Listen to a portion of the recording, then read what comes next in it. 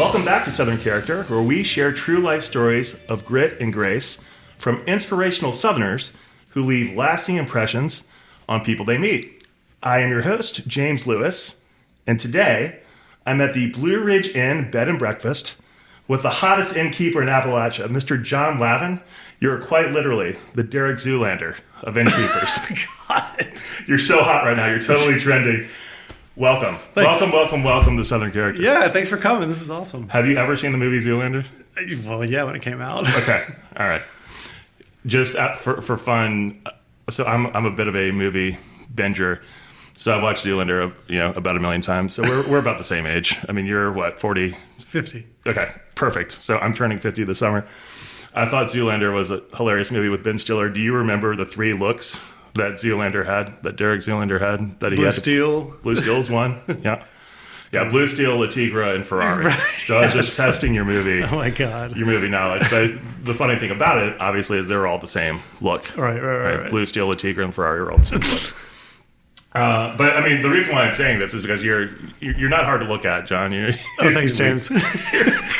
You're a good-looking dude. One of the things that you and I have in common, believe it or not, kind of getting back to your story of origin and how you got here, you were actually born in Louisiana. Is that correct? Yeah, born in Alexandria, Louisiana, raised in Lafayette, Louisiana, Okay. which is real Cajun country down south on the bayou, and then moved to Tennessee when I was about 10. So what part of Tennessee did you move to? Moved to Chattanooga, which is about 90 minutes north of where we are right now. Okay. So yeah, I think I saw on when I was reading some snippets about you, something about, born in Louisiana, raised in Tennessee, educated in Alabama. Birmingham Southern, rest in peace. It was an amazing liberal arts college that closed last year, sadly, but it was an awesome place to go to school. Yeah. So you spent most of your time growing up in Chattanooga before going to Birmingham, or was it kind of like mixed? Exact. So when I was 10 years old, we moved to Tennessee. So Okay. I say my childhood was split evenly between Louisiana and Tennessee, which I don't know. Now that as an adult and I can look back on those like very strong cultural centers, I can't think of 2 better places to like kind of have pull from for my background, because Louisiana, I was very Catholic raised, went to Catholic school, Yes. taught by nuns, the food, the culture, the religion, the music.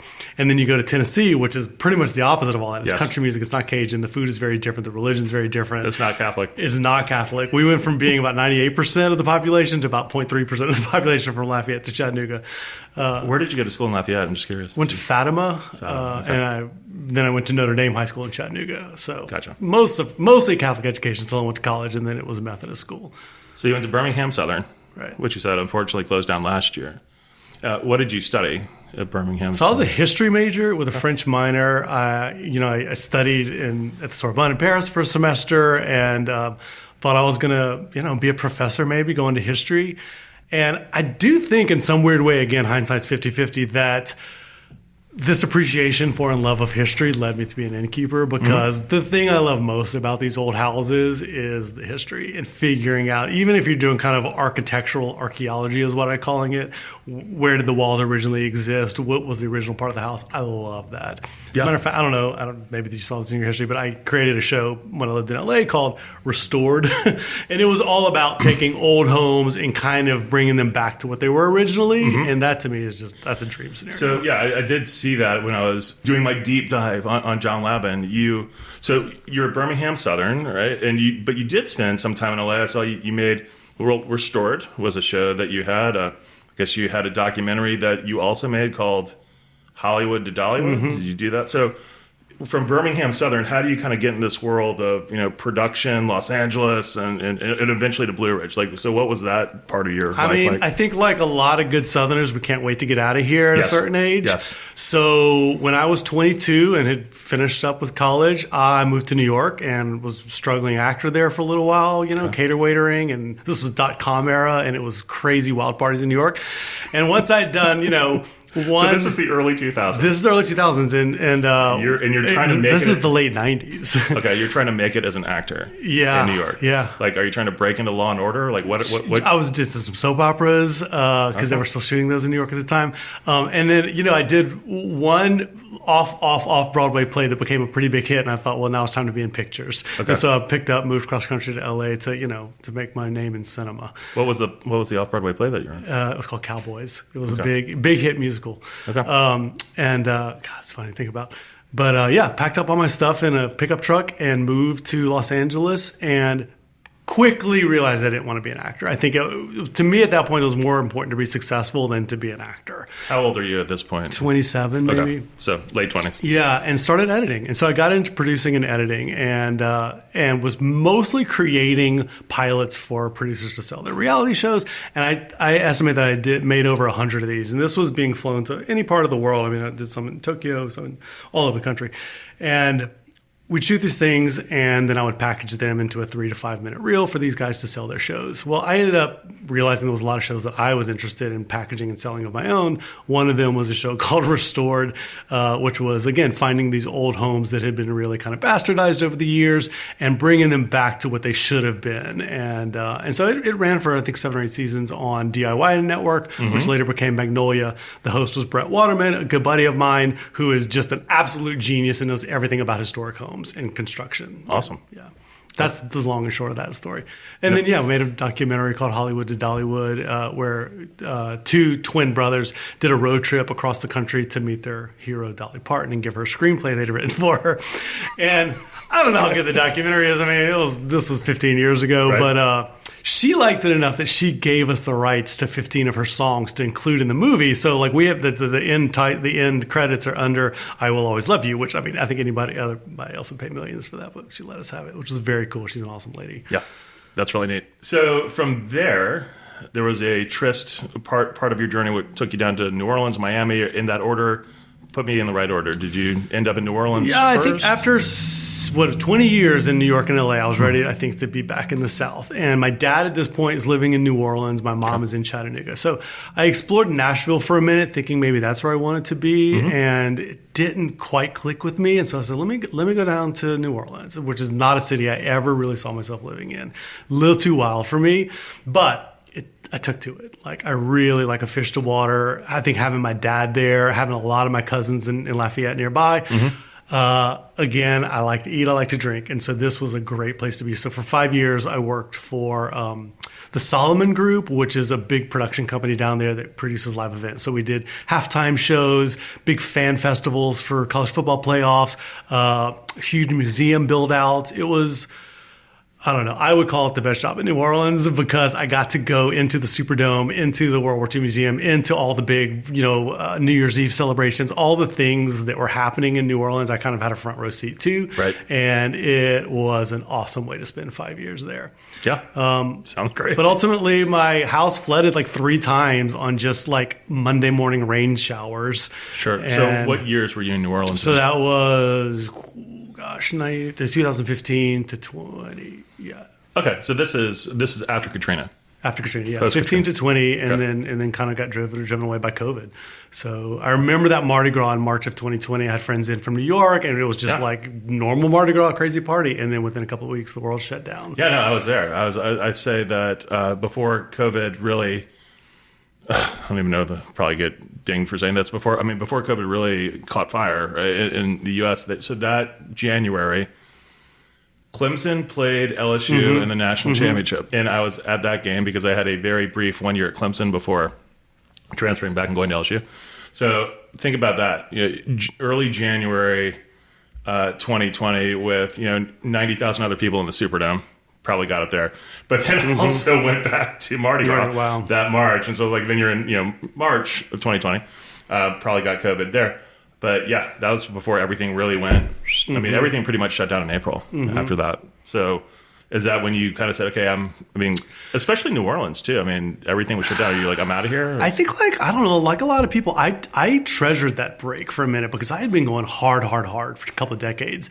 And to just get on my bike, and this is where I started TikToking, to be honest. Like I was looking for a way that I could edit quickly and on my phone, right? I didn't want to have to pull footage into Premiere on a laptop and work on it. So I came to TikTok because it was a robust little editing software, built into your phone that, 10-year-olds were learning how to use. Like, okay, I can do this. And so during COVID, I would bike around New Orleans, and One thing about me is that I love to play host to people. Like, I really like to curate people's experiences. Okay. So obviously, after 5 years in New Orleans, I knew where I liked to take people. I knew what was great about that city, and a lot of it was kind of architecture based. So I just started biking around and talking about some of the history and architecture of New Orleans, while recording myself on my phone. Put them on TikTok and found a little following there. And to this, I think a lot of that content's kind of evergreen. So when people are looking for what to do, where to go in New Orleans, a lot of times they'll find my content. It still hits a lot. And I really enjoyed the peacefulness of those empty streets and whatever those months were. I don't know. I still look at it fondly. But eventually I had to get a job. Right. And so I found a job in Miami. I never lived in Miami. I lived in Florida once right after college. But I moved to Miami, and that was a very fun time. But again, then that building collapsed. I don't know if you remember that right on the coast there. There was like 25-story condo building that fell. And I could see it from the window of my condo building, which was built that same year. And so I never really had a good night's sleep again until I got out of that building, because they started putting like structural supports in our parking garage to hold it up because of the seawater. And I just was like, God, after New Orleans, after that, I was like, I need to be in the mountains. That's where we'll be safe. Hurricanes can't get us if I move back to the mountains. Yeah, no, that can't happen. And so, And so I found a bed and breakfast. This has not been on my, agenda of what to possibly do, but I thought, man, I had a couple of Airbnbs in New Orleans that were Victorian homes.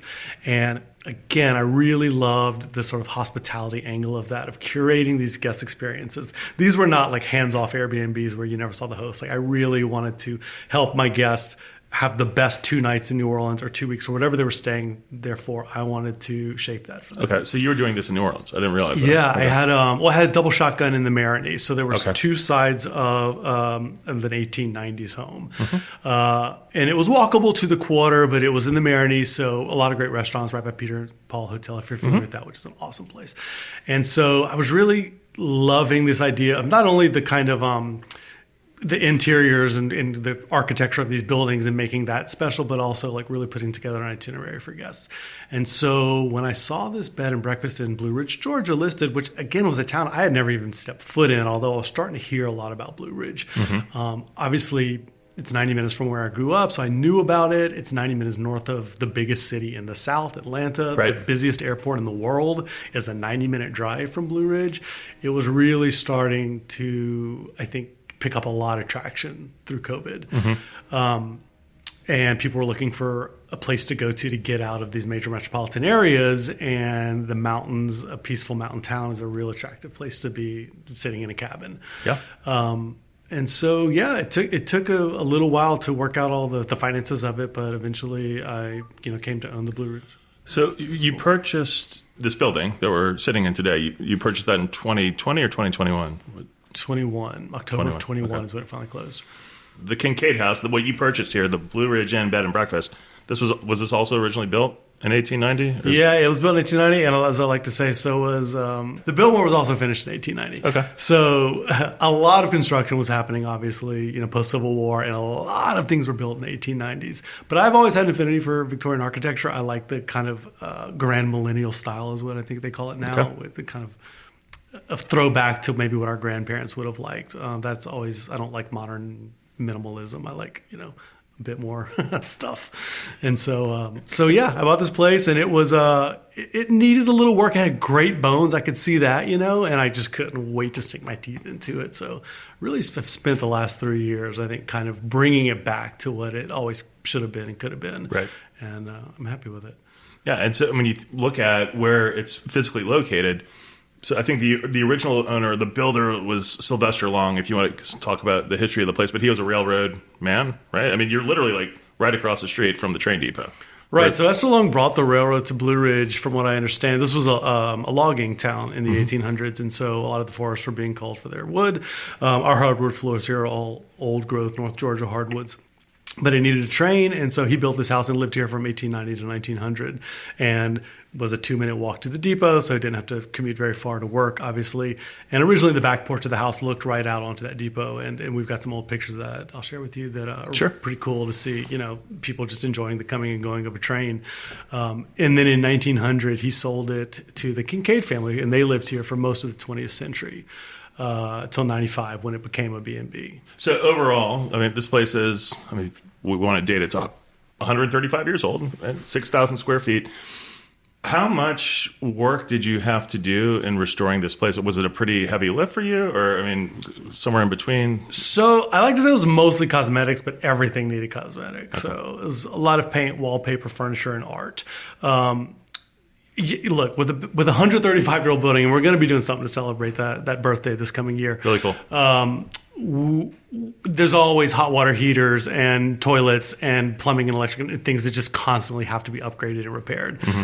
But those aren't that fun, and they're behind walls. You can't see them. So to me, the fun part is the things that people can comment. Right behind me is a wall that we had an artist come in from Athens, and the Victorians loved a sort of painted wallpaper, and so we had this. She created a mural for the dining room that guests love to see local flora and fauna reflected in, and that's that kind of stuff is a lot of fun. Yep.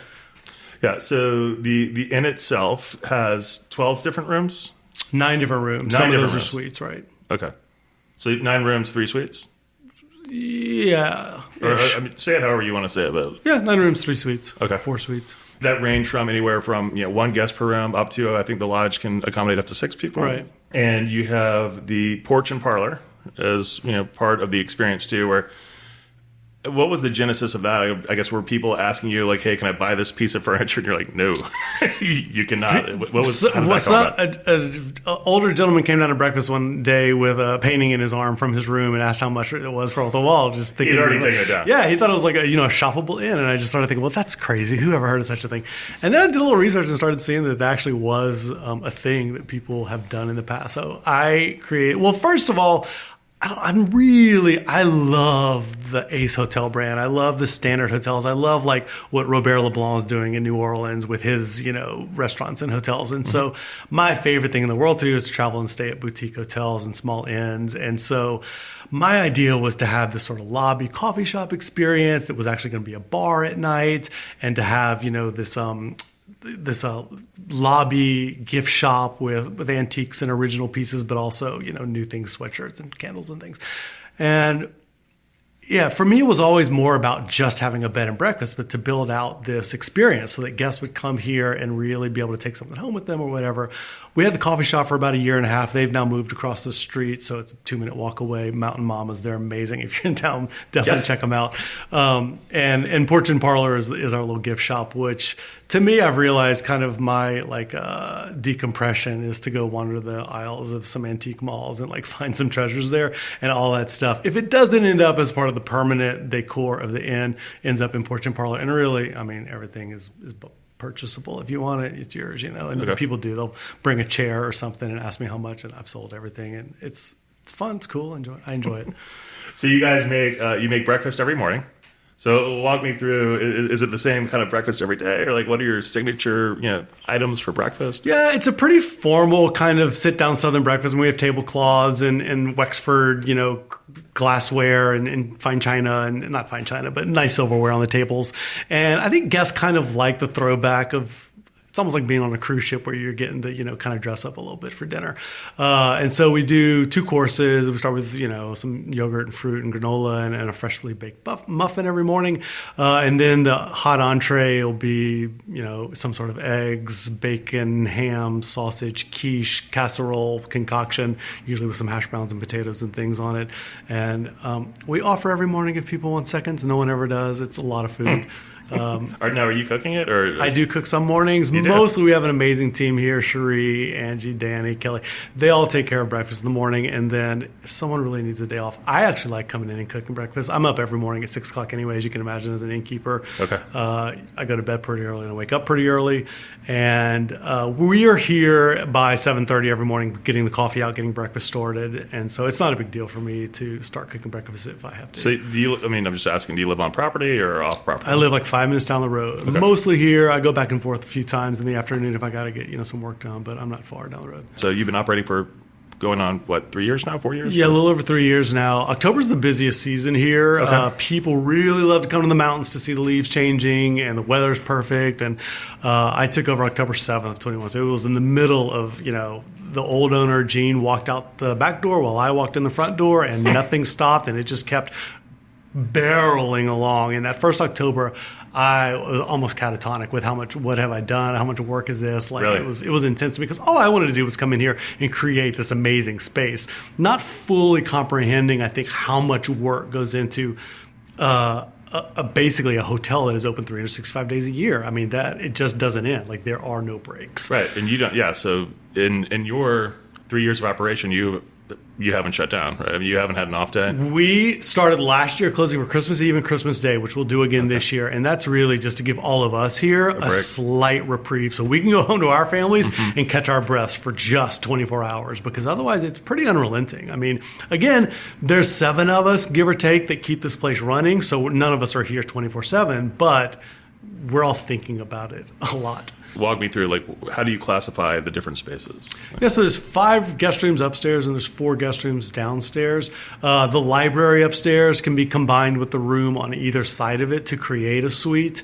And that way, people just have a little more room to spread out in with this cool library room that also has a pull-out couch. So some will have, a teenage kid or something come with their folks, and so there's places for them to sleep in different suites.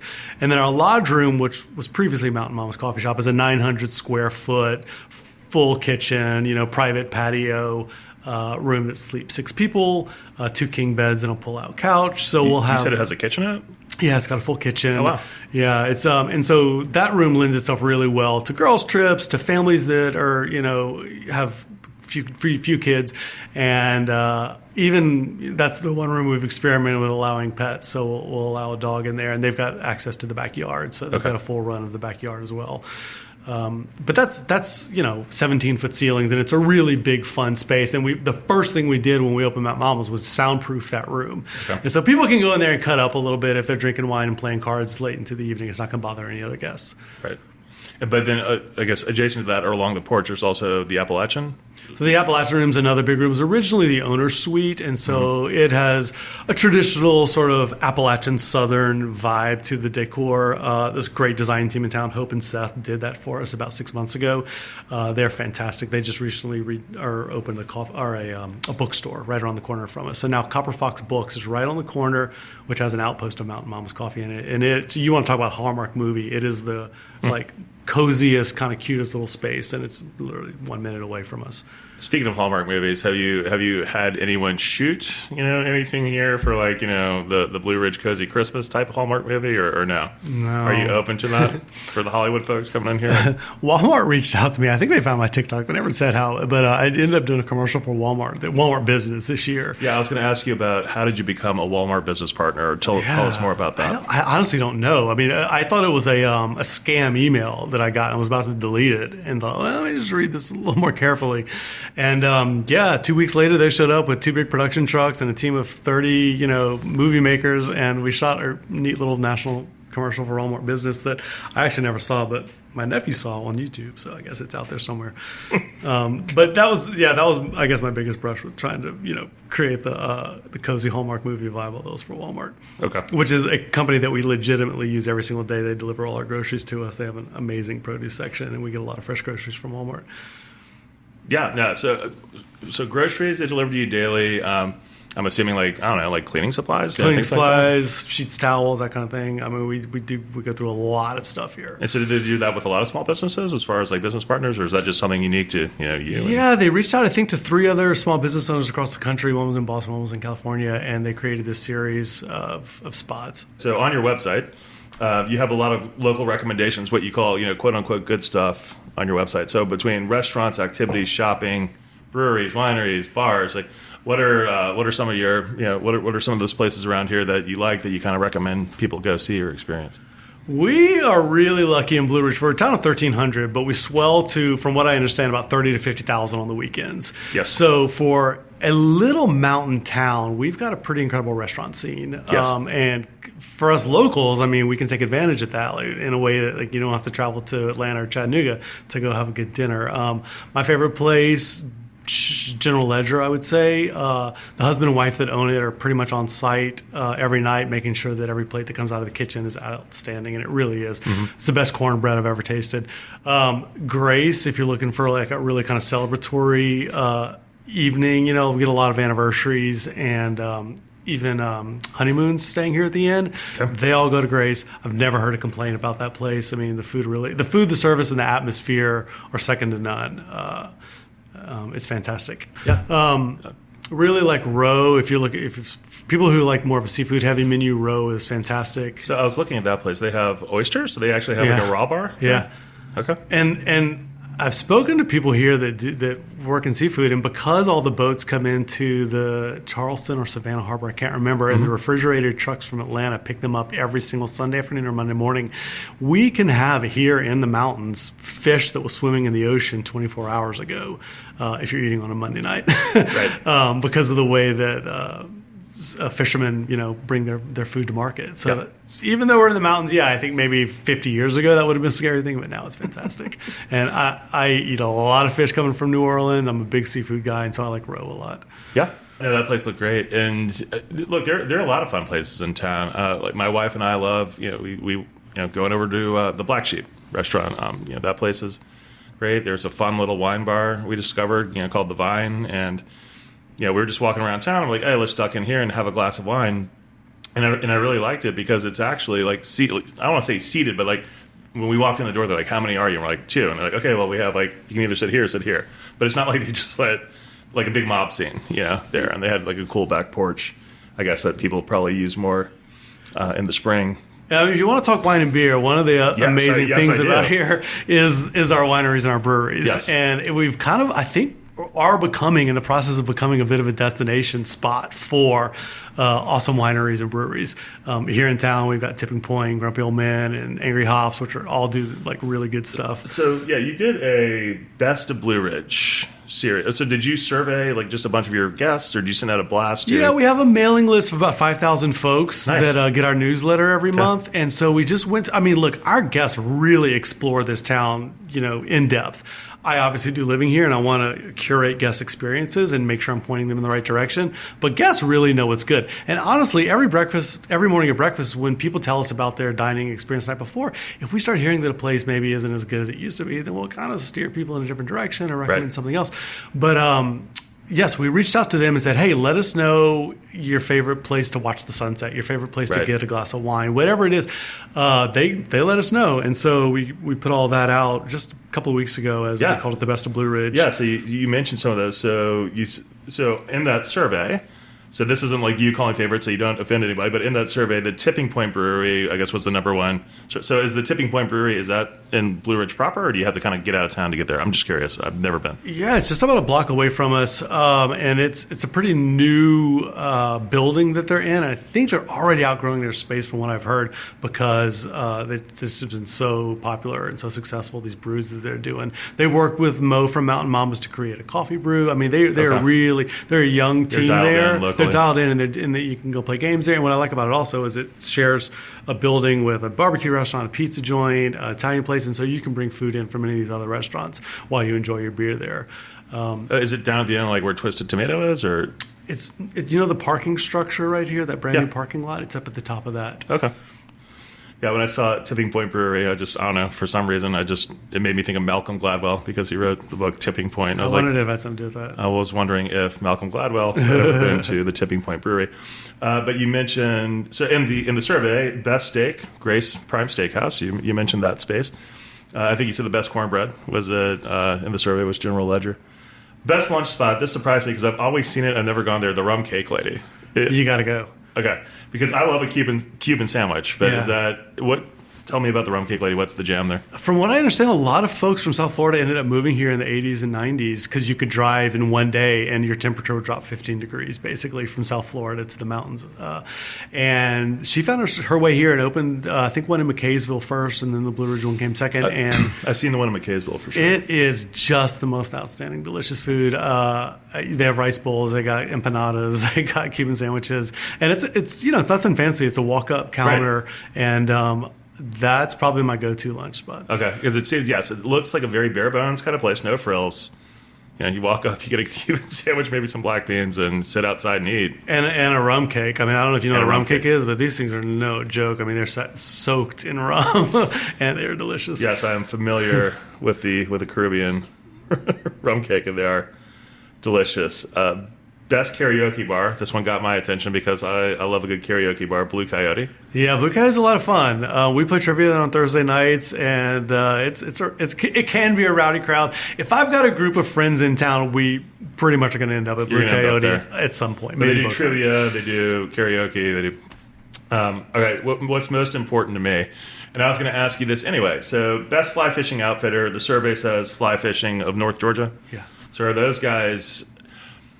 I love fishing, period. I'm more of a saltwater, open reel fishing guy, but I love the whole mechanics of, the 10 and 2, and I really want to get more into fly fishing. So this group, Fly Fishing North Georgia, will they teach you how to fly fish, or are there guides that will just like take you to the good spots and put you on fish? How does that work? I mean, have you used them? Have you ever gone with them? From what I understand, you can either go in a boat or you can wade in, and they do all levels. So if you just want to do this for the first time and probably never again, they'll take you out and do it. If you are extremely experienced, they have access to private land along the river, and so the owners have cut the trees back, and you can cast your line safely without getting hung up. And man, when our guests go out with either these outfitters or any number of outfitters, a lot of them are just private guys they'll go out with.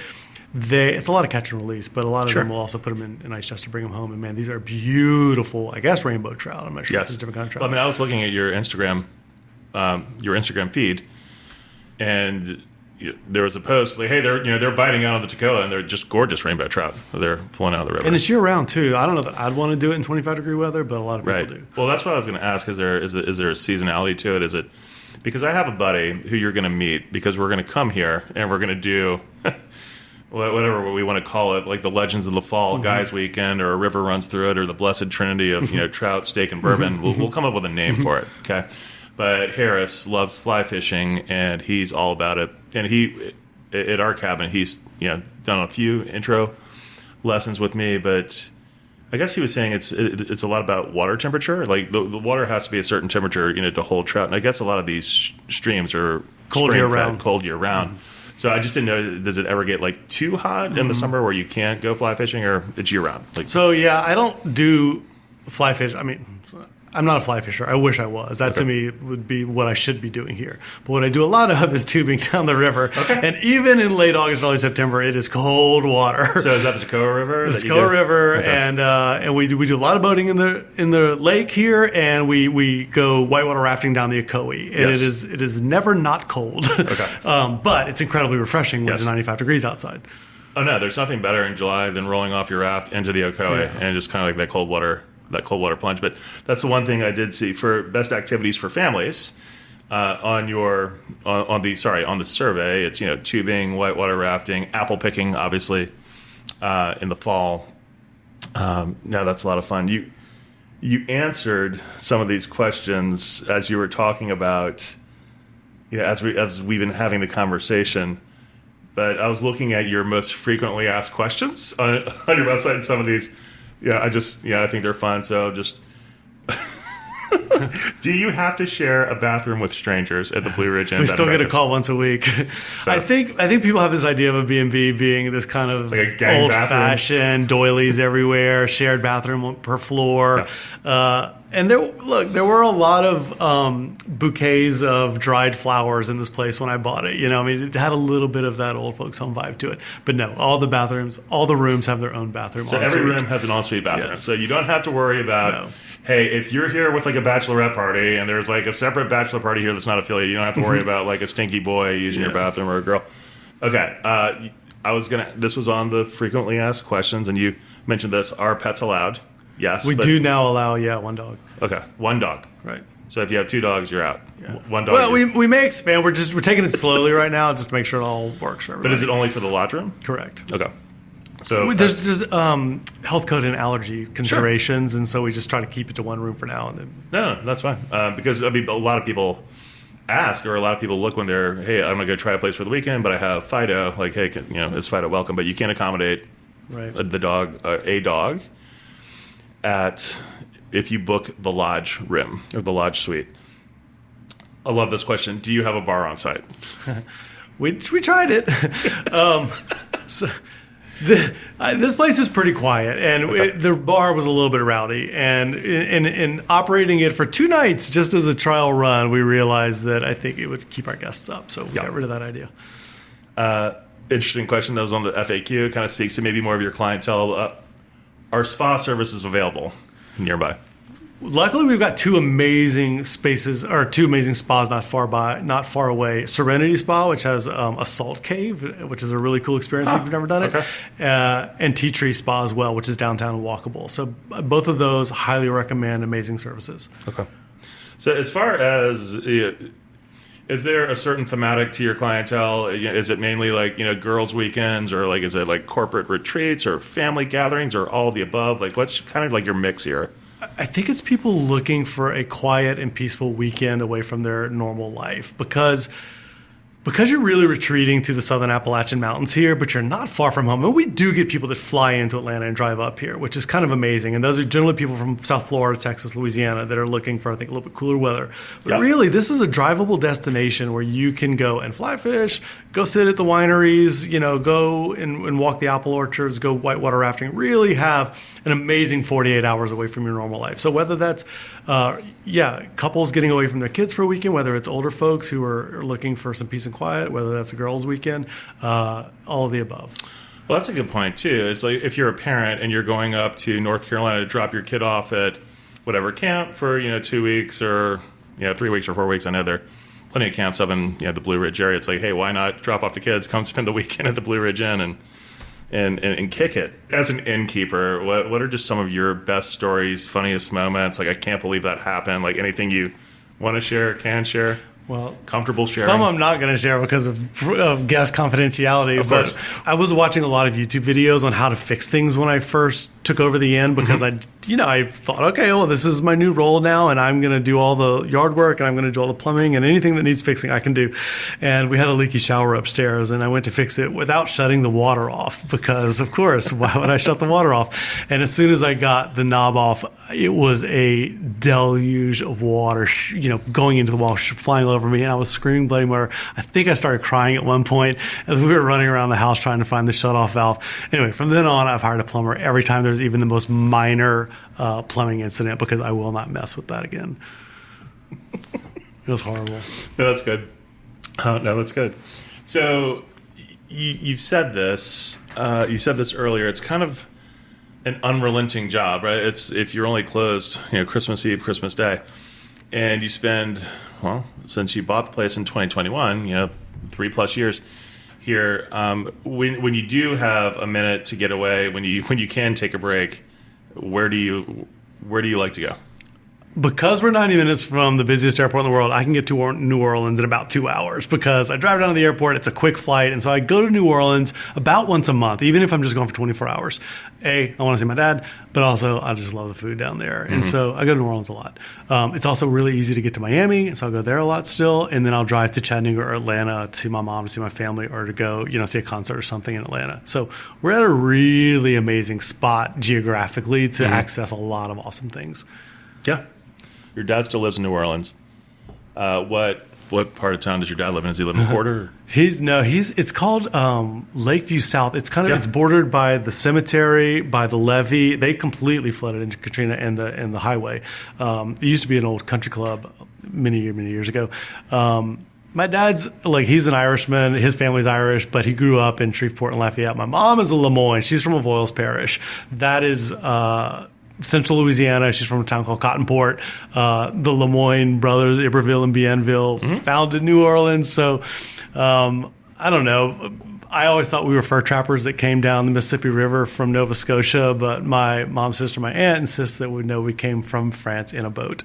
And as we did a little more deep diving into that story, turns out if you were arrested for prostitution in Paris in the 1800s, because Louisiana was populated only with male farmers, you were offered a choice of going to prison in France or getting on a boat to the New World. Yeah. And I think our great-great-great-great-grandmother was offered that opportunity. And now that's a funny story. Yeah, that's I think true. Yeah, no, and true. Do you want to ever expand and have little kind of multiple bed and breakfasts around the country, or you just you want to keep it here, kick it locally? What's your thought there? What I really dream about what's next, I think a small inn farm to table experience in North Georgia, so maybe somewhere a little south of Chattanooga. You can basically, that northwest corner of Georgia is within a 2-hour drive of 5 major southern cities. You got Birmingham, Huntsville, which is booming, right. Nashville, Chattanooga, Atlanta.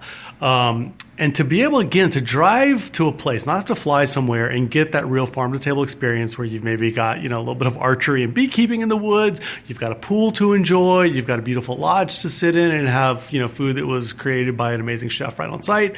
That, to me, is like the dream scenario of how this kind of brand or this umbrella could be expanded a little bit. So you've got this little, I'm not going to say Blue Ridge is urban, but the bed and breakfast is definitely in the middle of downtown Blue Ridge, walkable to restaurants, shopping, cafes, parks. But this would be more of a rural experience where you are on site for the night or two that you're staying there, not really exploring a town, but really going to enjoy this beautiful piece of nature. Right, the solitude. Like you said, the beekeeping, God, if you could incorporate, a quail hunt where you could walk a field and come back and have fried quail and cheese grits. Yeah, no, I could get down. So I'm always looking at a 100-acre plot of land, in this sort of geographical circle that I've drawn on my Zillow map. And one of these days it'll happen. I think it's really finding that place that's got views, that's probably on a lake or a stream or, something. And then expand the Blue Ridge Inn brand out that direction. Okay. But you would still keep this place, right? And just carry the concept. And I think there's also an opportunity for a sort of budget traveler motel. So you've got this kind of fire pit, badminton court, motel option for folks that are coming here to maybe do some hiking. We're right on the Appalachian Trail here, so we get a lot of through hikers, a lot of people that just want to come and experience the whitewater rafting, outdoorsy atmosphere aspect of all this. And so I think there could be an opportunity there for that kind of other end of the spectrum as well. Great. That's a really great idea. One of the benefits of being a guest on Southern Character is the gifts, right? So I always come with gifts for my guests. We'll start small and then we'll go big. You get some Retire Southern koozies. Love. So if you're enjoying a frosty beverage, which, by the way, I think we should probably, maybe after we turn off the recorder, we go tool around town a little bit and, I don't know, just check out a few watering holes. We don't have to get too rowdy. Okay. But maybe we can go on our own little pub crawl. Sure. And just, I don't know, see it's what Sunday happens. afternoon. There's some great places open. Okay. Yeah, so then the main gift is you get to pick a trucker hat. So I have 3 different characters, if you will. There is the coastal character, so there's the Retire Southern patch on the front, and then the Southern character embroidered in the back, but I call this one the coastal, blue and white. This is the campfire, green and black, and then the classic is navy and khaki. So which one do you prefer? They're awesome. You did a great job with these. I really like the navy and khaki. The classic. Yeah. It's yours. It's Thanks. all yours. Fantastic. My only ask is you occasionally wear it? Yeah. If someone asks you about us, tell them about us. And I've got one for you as well with the Blue Ridge Inn logo on it. Look, man, if you don't have a koozie and a hat, what are you even doing? Like, everybody wants that. You got to have that. I mean, those are just table stakes. Eventually, we're going to go Yeti, and have or like a Stanley cup, like some kind of insulated cup, something like that. Keeps your hand warm and your drink cold. I mean, why would you not have koozies everywhere? I don't understand people don't use them. It's functional. Yeah, I went to, there's a group of guys that I'm friends with, and once a year around Christmas time, they host, it's a guys' party, ironically called Sausage Fest, and everybody brings beer and like their favorite sausage, and we throw it on the grill, and but I brought a bunch of koozies, but it was nice because it was cold outside and everybody's drinking cold beer, and if you don't have gloves, you koozie it up.